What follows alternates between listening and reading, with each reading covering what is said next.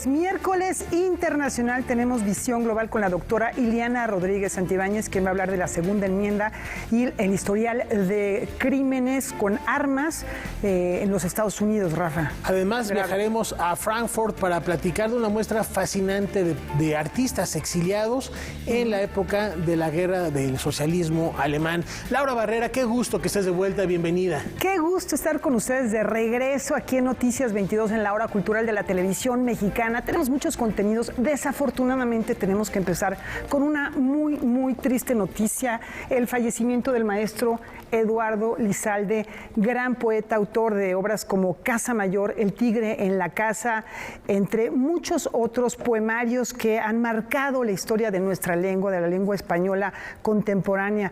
Hoy se anunció su fallecimiento, así lo recordamos aquí en Noticias 22. A los 93 años falleció el ensayista, poeta y académico mexicano Eduardo Lizalde. Inició su carrera en 1948 junto con Enrique González Rojo y Marco Antonio Montes de Oca con el movimiento Poeticismo, que pretendía combatir la supuesta vaguedad e imprecisión verbal y conceptual de la poesía de su tiempo. La preocupación es producir algo que no recuerde uno haber visto escrito. Posteriormente, colaboró con las publicaciones Revista Mexicana de Cultura, El Gallo Ilustrado, así como en la Revista de la Universidad de México, Vuelta, Letras Libres, y dirigió Semanario Cultural del diario Novedades. Sí, soy un autor que tiende más bien a concebir conjuntos de poemas o libros y no poemas aislados. Lizalde dejó un importante legado en las letras mexicanas a través de los poemarios La zorra herida, Tabernarios eróticos y El tigre en la casa, publicación con la que obtuvo el premio Javier Villaurrutia en 1970. El libro El tigre en la casa fue redactado en un intento consciente de romper con mis obsesiones anteriores, culteranas, gongorinas, conceptistas, barrocas. Intenté renunciar a la metáfora poeticista. Es una reflexión poético-moral, digamos, sobre el drama universal e irrenunciable para todos del amor y del infortunio amoroso. También tuvo una estrecha relación con la música. Estudió en la escuela superior y dirigió la Compañía Nacional de Ópera. Fue miembro de la Academia Mexicana de la Lengua y estuvo al frente de la Casa del Lago y la Biblioteca México José Vasconcelos. Además, recibió la Medalla de Oro Bellas Artes, el Premio Alfonso Reyes, así como el Premio Internacional Carlos Fuentes a la creación literaria en español. Mis textos son textos muy revisados, muy rehechos, en cuya factura mi preocupación central ha sido que no parezcan corregidos, que no parezcan revisados, que no parezcan reescritos. La difícil facilidad del texto como la difícil ejecución de una obra musical.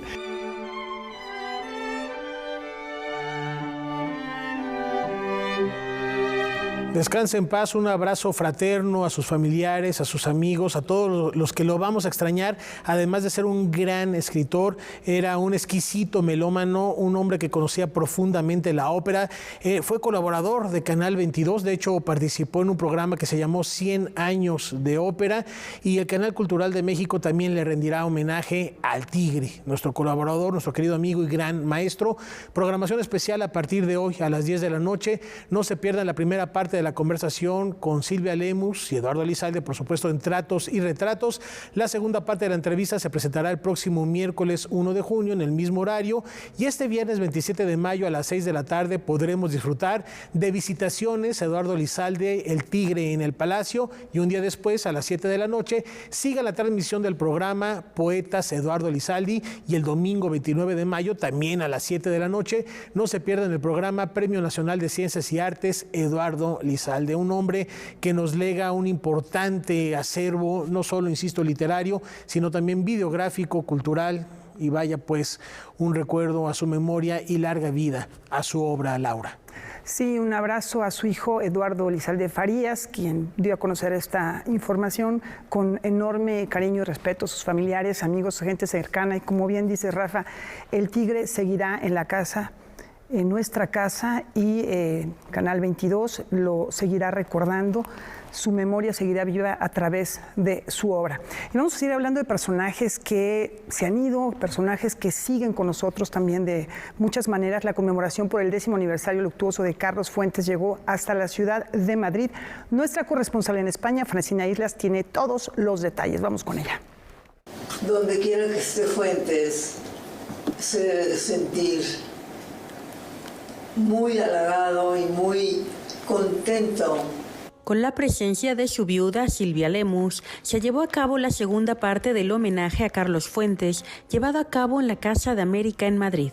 En esta ocasión, fueron Liliana Weinberg y Fernando Iwasaki quienes destacaron su contribución como pensador. Nos enriquece literariamente ese territorio creado por Carlos Fuentes. Fuentes creó, nos abrió un espacio y creó lo que él mismo quería leer, que no había sido escrito, y plantear un mapa, una visión de América que no había sido pensada incluso. Esto es grandioso. Claro que nos acompaña Fuentes, en efecto, porque estamos transitando un camino que él abrió. En este encuentro se destacó la contribución al pensamiento iberoamericano de obras como El espejo enterrado y Terra Nostra. Esto es el ensayo de Fuentes, dar a leer sus ojos. Él mismo creó un espacio híbrido donde la ficción, el ensayo, el pensamiento coincidían y escribía desde allí. Fuentes creó un espacio donde tiene cabida México y España, la historia de España y la historia precolombina de América. Y desde ese lugar Fuentes habla de utopía, habla de ucronía y al mismo tiempo tiene vectores filosóficos, filológicos, lingüísticos que hacen que sea imprescindible releer a Fuentes para poder comprender mejor quiénes somos y hacia dónde vamos. Sigamos leyendo a Fuentes y ustedes sigan hablando de Fuentes como lo han hecho hoy. Para Canal 22, desde la Casa de América en Madrid, España, Francina Islas, corresponsal. Con figuras tan importantes, tan grandes como Elizalde, como Fuentes, nos damos cuenta que sí hay seres humanos que están destinados a trascender y ellos lo hacen a través de la literatura, sellando así la inmortalidad. Antes de continuar con la información, permítanme saludar a Laura Regis. Hola, Laura Regis, en la traducción de lenguas de seña mexicana. Y los invitamos, Laura, tú también ve preparando tu agenda porque la FIL de Guadalajara nos tiene muchas actividades preparadas este año y aquí un adelanto. A pesar de que nunca consideró ser escritora, Mariana Palova se ha convertido en una de las autoras jóvenes más leídas del género fantástico. El meteórico ascenso de su carrera literaria comenzó en 2017, cuando publicó con sus propios medios su primera novela, El Señor del Sabbat. El éxito fue tal que la editorial Océano decidió publicarle esa y otras obras subsecuentes que hoy, 5 años después, conforman la saga La Nación de las Bestias. Nunca creí que iba a llegar a estar en una sala llena de gente esperando escucharme y hablar de estos personajes, pero no sé, ha sido maravilloso y al mismo tiempo aterrador. Egresada de la Universidad Autónoma de Aguascalientes, Mariana Palova compagina su vida entre sus dos facetas creativas, la de escritora y la de artista visual. De hecho, las portadas de sus libros son de su autoría. Toda mi vida, desde los 15 en adelante, estuve concentrada en el arte visual. De hecho, mis inspiraciones para escribir provienen del arte, no tanto de otros libros o de la literatura. Mariana Palova dio muestra de sus dotes de artista desde muy joven, pues a los 17 años ya había montado su primera exposición. Durante esa etapa de su vida se interesó por la estética dark y el género musical del metal. Allí encontró los elementos que necesitaba para dar forma a su propio mundo. El esoterismo y el ocultismo siempre han sido una fuente de inspiración muy importante para mí al momento de crear tanto mi obra literaria como artística. Mariana Palova participará mañana en la charla Una historia de amor viva en una ciudad hechicera, como parte de las actividades que la FIL Guadalajara realiza para celebrar el nombramiento de la Perla Tapatía como capital mundial del libro. Esta actividad de entrada gratuita tendrá lugar en el Teatro Experimental de Jalisco a las 7 de la noche.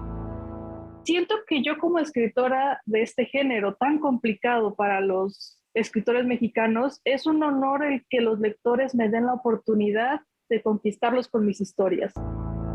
Con información y texto de César H. Meléndez, Óscar Helguera, Noticias 22. La celebración del libro allá en Guadalajara, que va a durar todo un año completo. En esta ocasión, la capital mundial del libro. Le daremos seguimiento aquí en Noticias 22. Y fíjense que el 35º Premio Nacional de Danza Contemporánea José Limón ya tiene un ganador. Los invitamos a conocer el fallo del jurado a continuación. El coreógrafo y bailarín Bernardo Benítez es el ganador del Premio Nacional de Danza Contemporánea José Limón, que en su 35ª edición reconoce la obra del coreógrafo y maestro, profundo conocedor de varias técnicas y miembro de importantes compañías. En una ceremonia realizada en el Teatro Pablo de Villavicencio de Culiacán, Sinaloa, se otorgó el premio con la presencia virtual del maestro Bernardo Benítez.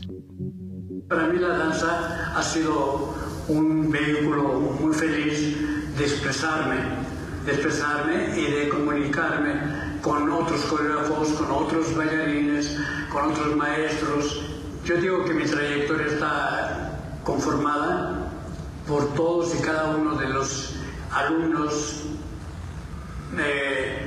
maestros, bailarines de las compañías y los grupos con los que he colaborado. Los maestros Lourdes Lecona, Rosa Romero y Víctor Ruiz conformaron el jurado. Fue entregado en el marco del Festival Internacional de Danza José Limón, con la presencia del director del Instituto Sinaloense de Cultura, Juan Salvador Avilés, del director artístico del festival, Carlos Zamora, y de María Teresa Trujillo, quien asistió en representación de la Coordinadora Nacional de Danza, Nina Cerratos. Él es pilar fundamental de la danza a través de su labor como coreógrafo, apostando por la experimentación, exploración de nuevos lenguajes y formas, las cuales se ven reflejadas en sus más de 100 creaciones coreográficas.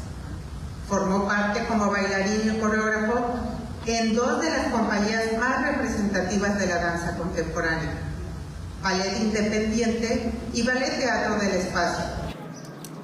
Estudiante del Centro Universitario de Teatro, Bernardo Benítez cambió su rumbo profesional de la mano de Raúl Flores Canelo. Fue fundador de la compañía Gato Danza Contemporánea en 2001 y de la escuela Dance Studio. Se preparó en Nueva York en las técnicas de Orton, Graham y Cunningham. Yo les recomendaría salirse de ese automatismo de la técnica y encontrar nuevas propuestas y métodos de experimentación. La ceremonia fue transmitida en vivo a través del perfil de Facebook del Instituto Sinaloense de Cultura y de la Coordinación Nacional de Danza. Noticias 22, Víctor Gaspar. Muchas felicidades al maestro Benítez. Y cambiando de tema, Eileen Shakespeare, sí, la hermana ficticia del autor de Hamlet, manifiesta su pasión por las letras en el Centro Cultural del Bosque. Bueno, ustedes pueden ver perfectamente quién soy. Soy Shakespeare. Soy William Shakespeare. Hace 93 años, Virginia Woolf, en su ensayo Una habitación propia, cuestionó los paradigmas del mundo literario y puso en jaque la obra de William Shakespeare con una tesis contundente. ¿Qué habría pasado si el dramaturgo inglés hubiese tenido una hermana con el mismo genio para las letras? A partir de esta premisa, Fabrice Melchiot construyó el unipersonal de Eileen Shakespeare, pieza que ahora personificará Guillermina Campuzano en el Centro Cultural del Bosque bajo la dirección de Gabriela Tapia. Conozco a su hermana. Dicen que es capaz de cualquier cosa con tal de entrar en un teatro. Narra el itinerario ejemplar de una mujer que nace, digamos, en el seno de una familia con dotes para la escritura y para la escena. Digamos, la hermana de Shakespeare pudo haber sido una actriz o una escritora, pero su destino como mujer le impone cosas y caminos distintos. Sé que me parezco a ti. Eileen Shakespeare oculta su vocación para encajar en el estereotipo de mujer de la Inglaterra isabelina. Sin embargo, esta historia servirá como reflexión para analizar nuestro presente. Las mujeres no existen. Si hay que volverse un hombre para entrar en un teatro. Entonces yo creo que es una revisión que tenemos pendiente sobre todo el trabajo que hacemos las mujeres en la sociedad, sobre cómo amortizamos esos trabajos de cuidado, de bebés, de ancianos, el cuidado de la casa, las cuestiones de alimentación, y que todo tenemos que terminar con esas funciones, con esas labores para que nos aplazan en términos de crecimiento humano. ¿Por qué me mira así? El monólogo se acompañará con música original y en vivo de Julio Gándara, además de un diseño multimedia de Paula Soto y Luis Villegas. Después de 5 años de producción, el montaje se presentará de jueves a domingo en el Teatro El Granero Javier Rojas a partir del 26 de mayo y hasta el 19 de junio. Un hombre con barba que pasa es como cualquier otro hombre con barba que pasa. Noticias 22, Rodrigo Peredo. Es una atracción ante la cual... El Fondo Nacional para el Fomento de las Artesanías conmemora su 48º aniversario. A manera de festejo, mañana se va a inaugurar una feria artesanal para todo público. Ahí tienen el cartel. La cita es 10 de la mañana en la Galería Histórica del Complejo Cultural Los Pinos. Hay que celebrar el trabajo de los artesanos, de los creadores de nuestro país. Con esta invitación nos vamos a una muy breve pausa.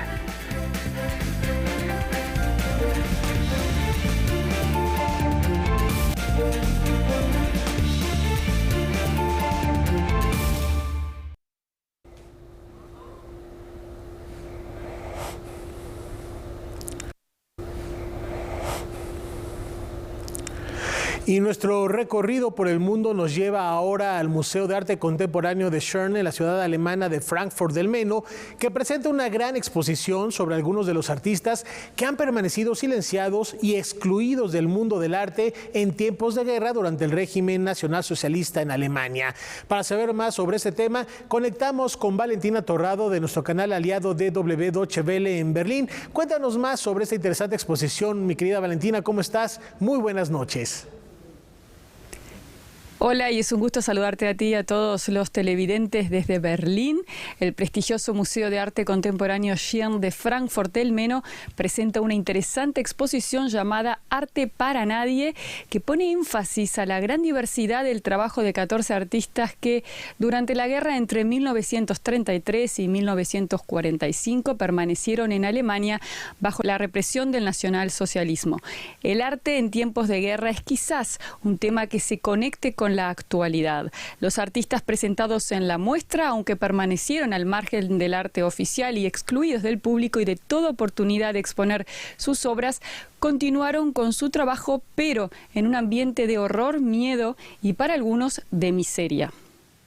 Oye, Valentina, y platícanos, ¿qué artistas están representados en esta selección de obras? Muchos nombres de esta selección son desconocidos, como hay otros como Otto Dix, referente del movimiento a la nueva objetividad, y Hannah Höch, representante del dadaísmo, que se han hecho un nombre a nivel internacional a partir de la segunda mitad del siglo XX.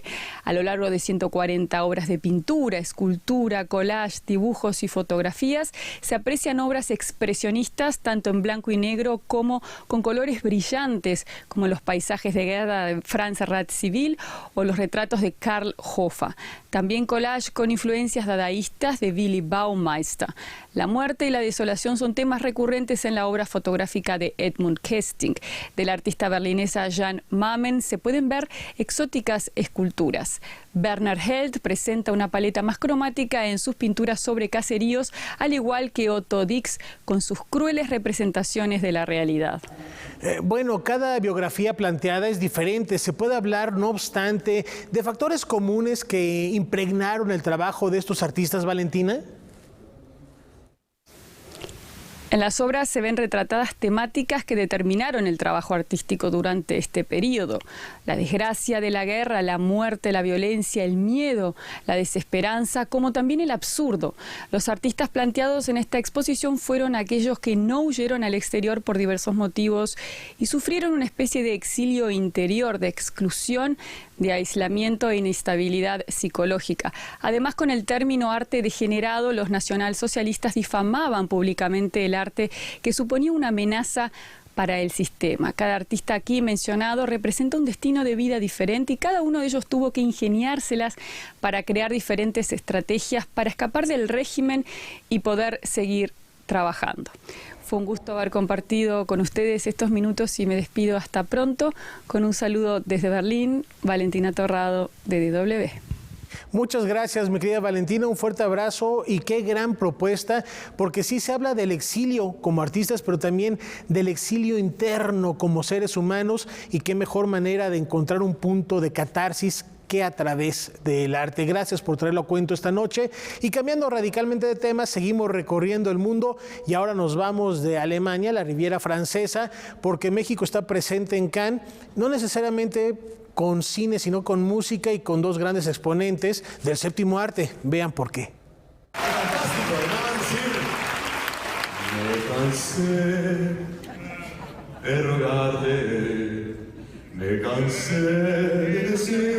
La sorpresa de la celebración del 75 aniversario del Festival de Cannes fue la interpretación a capela que hicieron el cineasta Guillermo del Toro y el actor Gael García Bernal de la canción Ella de José Alfredo Jiménez. Fue una acción inesperada que le quitó la formalidad a una de las galas más importantes del cine internacional.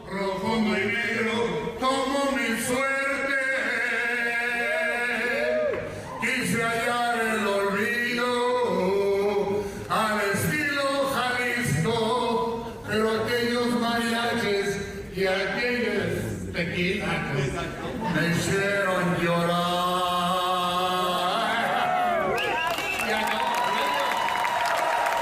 Bueno, como cantantes, uno es muy buen actor y el otro muy buen director, hay que decir la verdad.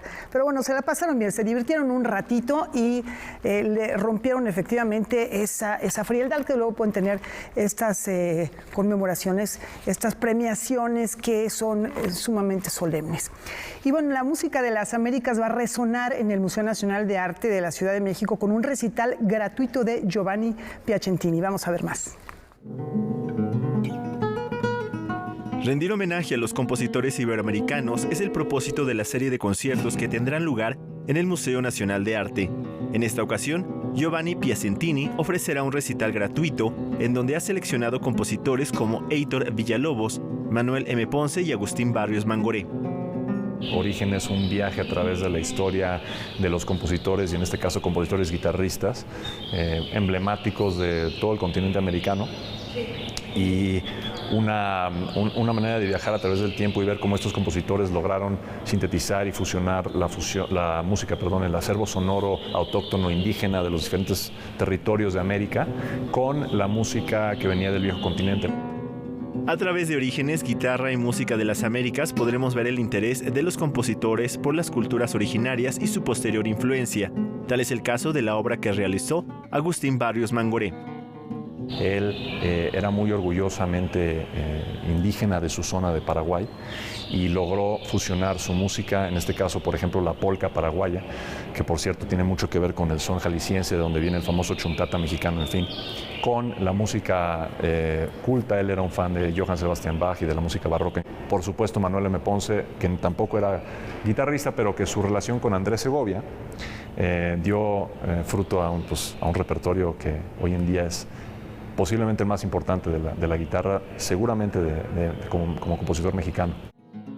Además, el profesor de la Universidad de California interpretará piezas de su autoría, como 3 preludios, uno de ellos inspirados en la cultura tzotzil y otro más en donde muestra su admiración por Bach. Mira, una de ellas, por ejemplo, se llama Nueva Alemanda, y es una especie de tributo a Johann Sebastian Bach, que es mi compositor favorito de todos los tiempos. Sin embargo, le doy un toque, una armonía un poco más moderna. El concierto de Giovanni Piacentini será el sábado 28 de mayo a las 11:30 horas en el Museo Nacional de Arte. La entrada es libre. Noticias 22, Alberto Aranda.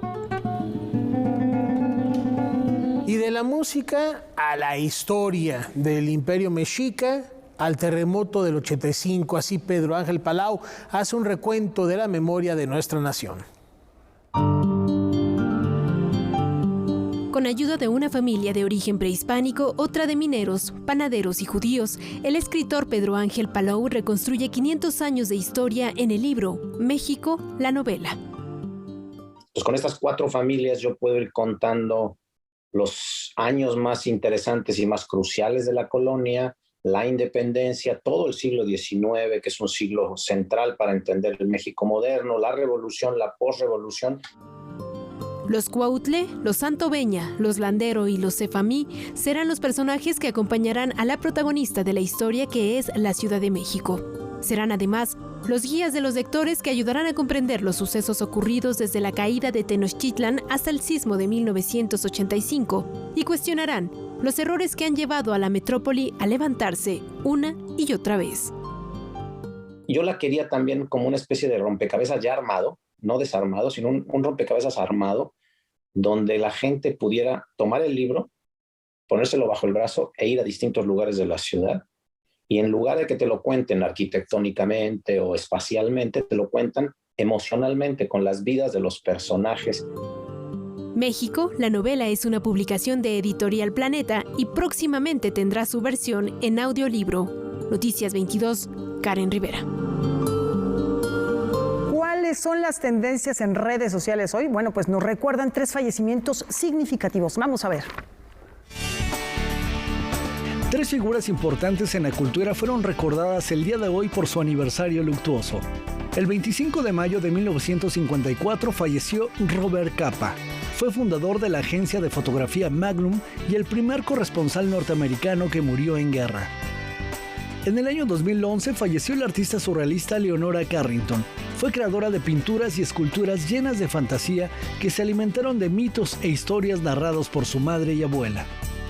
También se recordó la muerte de George Floyd, quien fue asfixiado en 2020 por la policía de Minneapolis en Estados Unidos y que reavivó el movimiento Black Lives Matter en protesta a la violencia racial contra los ciudadanos afroamericanos. Y con estos recuerdos nos vamos a una breve pausa, no sin antes invitarlos, como todos los días, a las 9 de la noche, a que no se pierdan Debate 22.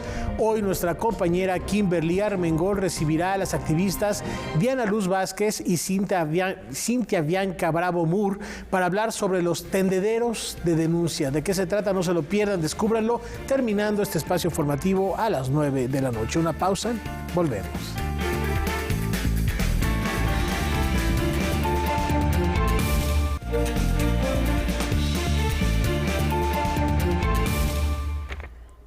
El Museo Nacional de las Culturas del Mundo nos invita a vivir un duelo de viñetas.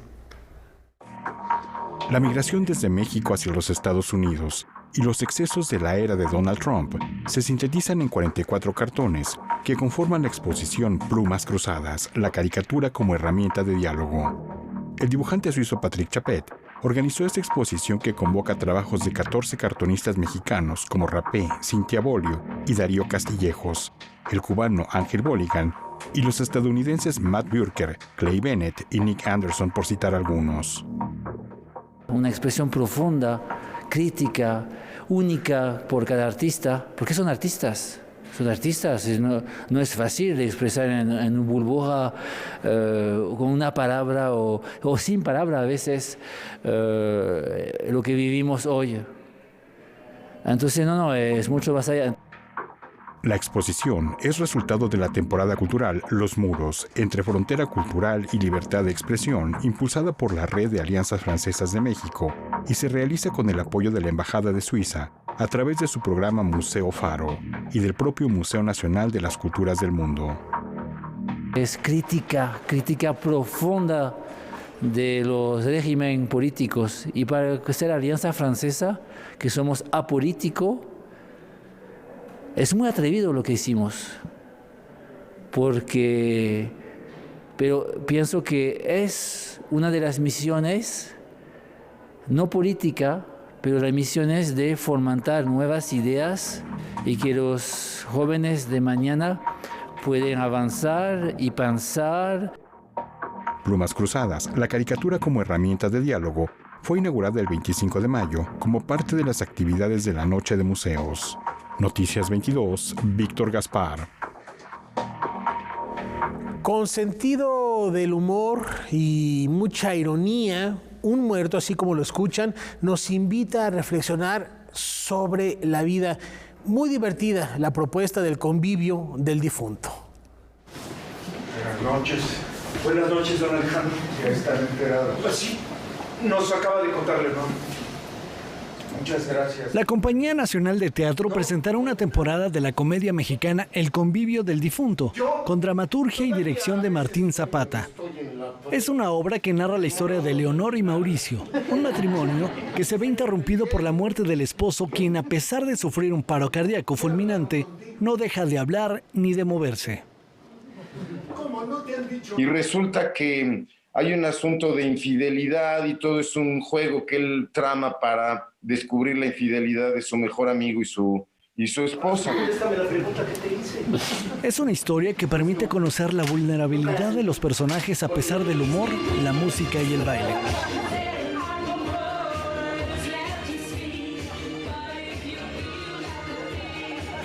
Y finalmente se vuelve un canto a la vida. A partir de que está muerto, hacen una reflexión sobre estar vivos, sobre el amor, sobre qué significa la infidelidad y sobre el perdón. Es importante porque finalmente no se entienden que las cosas del amor son como son. Ahora sí, salud por el amor, por la amistad. El Convivio del Difunto tendrá funciones de jueves a domingo en el Teatro de las Artes del CENAR hasta el 19 de junio. Noticias 22, Óscar Cortés. No se la pierdan aquí, Rafa, que ya fue, me está diciendo que está muy buena, así que yo me apunto para este fin de semana, estos próximos días, y no dejar de verla. Fíjense que la Casa Universitaria del Libro de la UNAM nos invita a conocer el infierno de Dante a través de las viñetas de un cómic. Después de 700 años de la partida de Dante Alighieri, la Divina Comedia sigue marcando nuestro presente. Si bien la obra en su totalidad es una de las piezas más importantes en la historia de la literatura, el infierno ha inspirado a un sinfín de creadores, a tal grado que este se ha traducido a diversas áreas de la expresión artística. Dante, como pasa a otros grandes autores de otros países, pienso en Shakespeare o en Cervantes, se ha convertido también en un personaje universal. Y en particular llama mucho la atención su capacidad de inspirar ámbitos del arte y de la cultura muy diferentes entre ellos. Entonces, literatura, teatro, canción, cinema. Ahora, con una exposición, el Instituto Italiano de Cultura y la Casa Universitaria del Libro de la UNAM nos permiten conocer las diferentes representaciones que ha tenido el infierno a través del noveno arte, es decir, el cómic o la historieta. El infierno además se presta más a una, digamos, a una manera aún satírica a veces de acercarse en el cómic al infierno de la Divina Comedia. La elección de las curadoras ha sido no tanto de hacer secciones por autor, sino hacer secciones por temas. El infierno de Dante en los cómics, muestra comisariada por Mama Comics, permanecerá en la Casa Universitaria del Libro de la UNAM hasta el sábado 4 de junio. La entrada es libre. Noticias 22, Rodrigo Peredo. Y ya que hablamos de la reinterpretación, de la reinvención de los clásicos, de Dante nos vamos a Sófocles, porque Sergio Blanco recupera elementos de la historia de Edipo Rey para contarnos la historia de un reo y un dramaturgo. Sin corto porque ya me lo voy a tener que ir. Se te hizo tarde, ¿no? Tebastlán es una obra escrita por Sergio Blanco que se desarrolla en el patio de una cárcel. La obra tiene como punto de partida el encuentro entre un joven acusado de parricida y un dramaturgo que quiere llevar a escena su historia. Lo que va surgiendo son todas las temáticas que hicieron o que provocaron ese crimen. Como el contexto de violencia con el que vive, en el que se rodea, que lo hace ser... actuar de esta forma, ¿no? Cometer este error, que al final termina siendo un error porque es en defensa propia. Inspirada en el mito de Edipo, esta obra desarrolla un juego en el que cada personaje desenvuelve capas de prejuicios, mitos y falsas evidencias que permiten comprender la historia desde diversos ángulos, llena de metáforas y puntos de reflexión.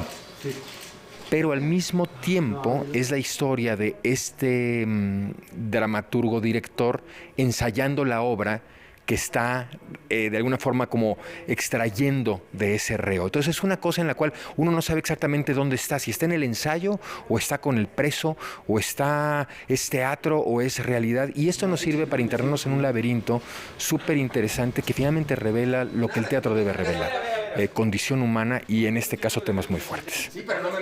Noticias 22, Óscar Cortés. A ver, sí me gustan los hombres. Tenemos una pausa, regresamos con Visión Global, la segunda enmienda a la masacre en Texas. Volvemos.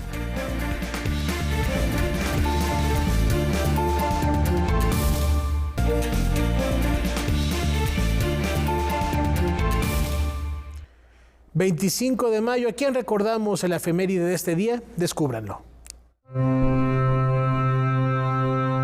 Este día se cumplieron 97 años del nacimiento de Rosario Castellanos, destacada poeta y narradora mexicana que reflexionó sobre las desigualdades y el racismo. Además, mostró un profundo interés por abordar las adversidades a las que se enfrentaban las mujeres en nuestro país. Felicidad, amor y vida, su permanencia y su ausencia se traducen en movimiento con la propuesta de la compañía Bruja Danza.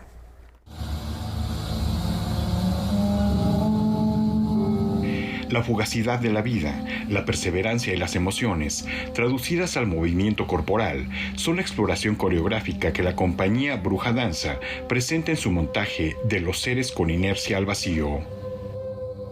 La pieza habla del agradecimiento y de la reconciliación también, porque muchas veces pensamos que este futuro es una constante, sin embargo puede acabarse inmediatamente y no siempre tenemos la oportunidad ni de agradecernos a nosotros, ni de agradecer a esas personas a las que nosotros amamos. Y en el siguiente momento tampoco tenemos el tiempo de la reconciliación.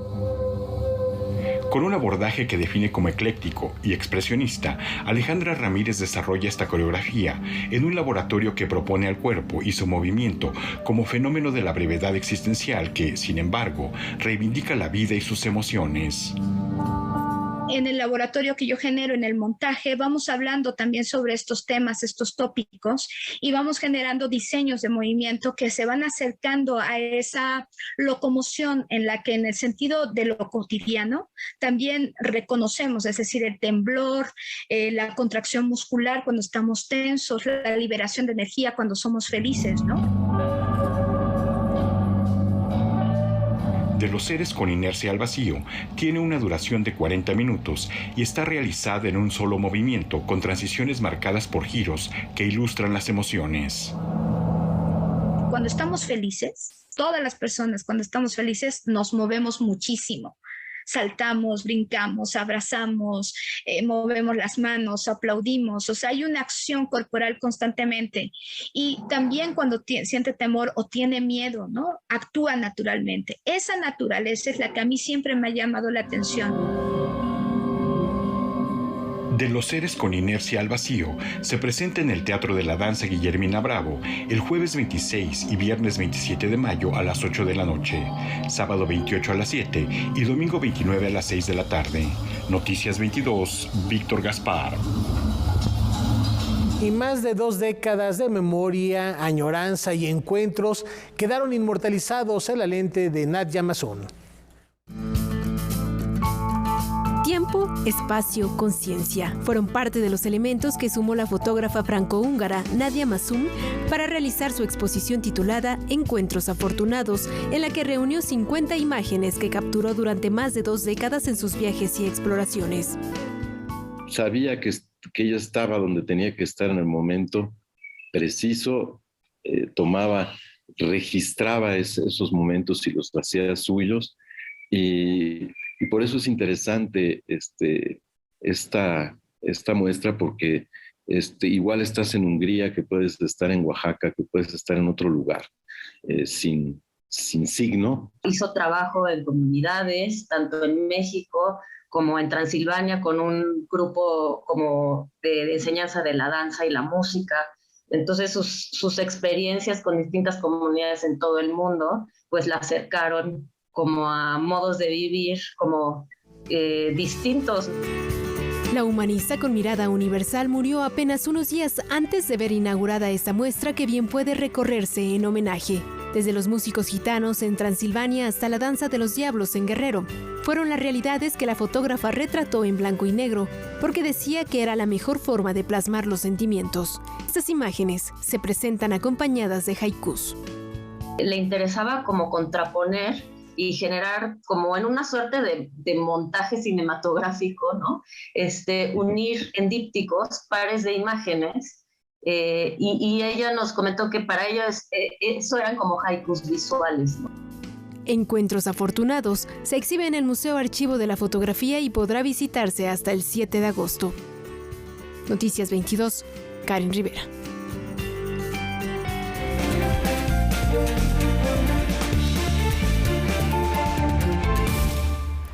Tenemos el gusto de recibir a la doctora Iliana Rodríguez Santibáñez en este miércoles de Visión Global con un tema que perturba muchísimo: la masacre en la localidad de Uvalde, en Texas, perpetrada por un joven, muy joven, chico de 18 años de edad, en la que mueren 19 niños, 2 profesoras, niños de menos de 10 años de edad, y que, bueno, trae a colación de nuevo la discusión que nunca ha estado muerta, que siempre ha estado presente, de la segunda enmienda de los Estados Unidos de la Constitución norteamericana.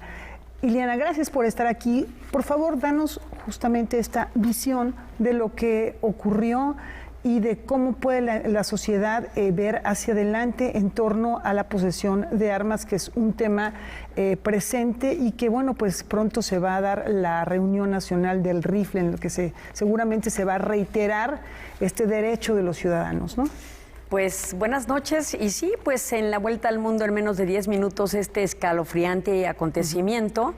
No es la primera vez una masacre de esta naturaleza, ni tampoco resulta paradójico que la nación número 1 de exportación de armas, de acuerdo al Instituto Internacional para la Paz de Estocolmo, lo pone en primer lugar como el primer vendedor de armas a nivel internacional, y por supuesto en segundo lugar luego viene Rusia, en tercero Reino Unido, y de ahí se decanta hacia otras naciones que tienen esta capacidad de producción de armas. Pero no resulta paradójico que en esta nación con tal nivel de producción y exportación, que acapara el 38% de exportación de armas, se produzcan estos lamentabilísimos hechos.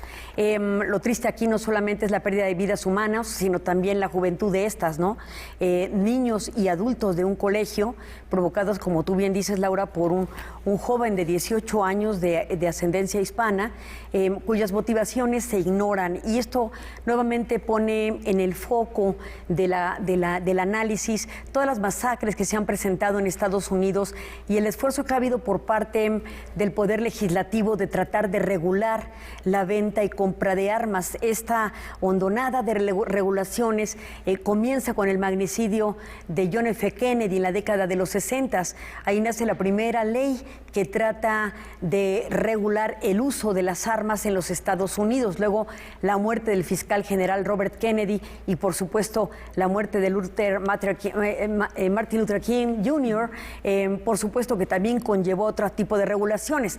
Las masacres de los últimos tiempos, cuyas imágenes se están viendo, también han otra vez acotado el tema de la necesidad de que la industria de las armas sea todavía mucho más regulada por los órganos legislativos. Pero el tema es multifactorial, porque si analizáramos las causas que dieron pie a que este joven acudiera con armas potentes y aniquilara a estos jóvenes, a estos niños, hay que decirlo, pues son múltiples, y entonces tendríamos que hacer un estudio no solamente desde el punto de vista criminalístico sobre el tipo del arma que produjo la muerte, y también la investigación de cómo se obtuvieron estas armas por un joven de 18 años en Texas. También un perfil de la criminología, el estudio de por qué, cuáles fueron las motivaciones que hacen que una persona aparentemente noble, inocente y buena comete este tipo de atrocidades. Entonces es multifactorial, sobre todo en una sociedad donde hay un multiculturalismo, un Estados Unidos que fue una unión de estados confederados que está conformada de migrantes y que lucha por generar una idiosincrasia y una ideología que les identifique con los valores de ese pueblo, y que cuando los individuos no alcanzan a encajar en estas sociedades y se ven despreciados, pues llegan a cometer este tipo de actos criminales, pero que también pueden ser producto no solamente de las circunstancias económicas y sociales de los propios individuos, sino también producto de enfermedades mentales, producto del consumo de drogas, producto de una serie de situaciones que las propias sociedades producen y que luego dicen, es la sociedad del rifle la que tiene la culpa. Y me parece que solamente esa es la punta del iceberg. Ve que hay razones mucho más poderosas que no se están contemplando, como por ejemplo la ausencia de una educación por una cultura de la paz. Entonces me parece que la crítica debe ser a la sociedad en su conjunto y no exclusivamente a quienes detentan el poder y que por supuesto persiguen lo que es finalmente la riqueza y la producción de estas asociaciones productoras de armas están multimillonarias y no solamente proveen de armas, por supuesto, a los individuos, sino a sociedades que hoy día incluso se confrontan unas a otras y que tienen esta capacidad letal. Armas que no solamente llegan a individuos y estos grupos unos contra otros, sino a grupos criminales como por ejemplo en nuestro país a los cárteles. De ahí que también en este análisis debemos considerar la postura de México ante el Consejo de Seguridad sobre la regulación de las armas y particularmente la demanda que tiene México en Boston en contra de 9 fabricantes de armas que están vendiendo indiscriminadamente estas y que están transitando el territorio mexicano. Entonces, como podemos observar, el análisis es mucho más amplio, pero lo que sí es responsabilidad del Senado en este momento de los Estados Unidos este fortalecimiento de una nueva legislación que tenga un mayor control de aquellos que proveen de armas sin mayores requisitos. El tema de no tener antecedentes penales ya era un requisito dentro de la regulación para poder vender un arma, pero ahora ¿qué se hace con un mercado inundado donde hay un tráfico ilícito de estas y pueden llegar a manos de cualquier individuo? Entonces, el problema ya no solamente es de una legislación severa, sino también de los órganos coactivos del Estado que tienen que ver la peligrosidad de los individuos también para tratar de prevenir este tipo de incidentes. Las redes sociales hoy son un foco que magnifican la conducta de los individuos que pueden en ocasiones anunciar la posibilidad de la comisión de un delito. En el caso del joven de Búfalo, bajo esta teoría del reemplazo y que finalmente obedece a temas especulativos, había hecho anuncios previos antes de cometer la masacre en Búfalo. En este caso, este joven sube en redes también sociales ciertas fotografías que muestran la inconformidad que tiene respecto quizás incluso cuestiones de carácter sexual, donde tal vez hablan de un individuo reprimido. Pero no podemos jugar aquí al psicólogo tampoco. Claro. No nos compete eso, ni definir qué fue lo que ocasionó, pero sí decir que hay muchos responsables dentro de este malestar social que se vive dentro de los Estados Unidos. Sí, porque como bien dices, él no tenía antecedentes penales, entonces eso tampoco puede considerarse como un factor decisivo, el no tener antecedentes penales para la venta de armas. Sí, son muchas cosas y qué bueno que lo veas con esta visión pues más holística, más completa de un acontecimiento que no solamente es producto de una situación. Muchísimas gracias, Ileana. Nos vemos la próxima semana. Claro que sí, con todo gusto. Rafa, pues así están las cosas y estamos ya a punto de despedir el programa. Sí, vamos a cambiar porque esto nos deja muchas reflexiones y un pulso bastante preocupante en lo que sucede con la sociedad. Pero nos vamos, cruzamos el océano y nos despedimos con la memoria de uno de los grandes compositores británicos, Gustav Holst. Hay quien lo subraya o lo señala como el compositor clásico de la astrología. Él, basado en su horóscopo, compuso el bellísimo poema sinfónico Los planetas, aunque tiene muchísimas otras obras. Está el Hammersmith, que habla del río Támesis, por supuesto él era británico, y esto que es la cantata de San Pablo, con lo que recordamos hoy un aniversario más de su muerte en 1934. Muchas gracias, muy buenas noches.